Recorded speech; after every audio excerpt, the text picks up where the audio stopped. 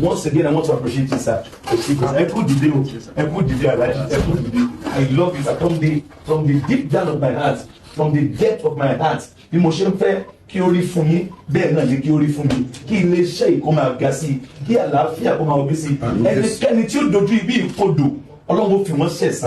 Ẹ bá mi appreciate wọn. Àgbàlá Gabriel, ó ṣe rí nù mí sí ẹ. Bí bá fẹ́ kó o ṣubú kí n ṣubú. Tí n bá fẹ́ kó o ṣubú kí n má ṣubú láíláí. Tí n bá fẹ́ kó o ga kí n má ga lọ. Tí n bá fẹ́ kó o ga kí n náà má ga. Àgbàlá Gabriel ò ṣubú òpè kó rí ọmí ó ga o. Orí ọmí ó ṣubú òpè kágbàlá Gabriel ò ga o. Ọlọ́run ti rán wa ń ṣe tó rán wa.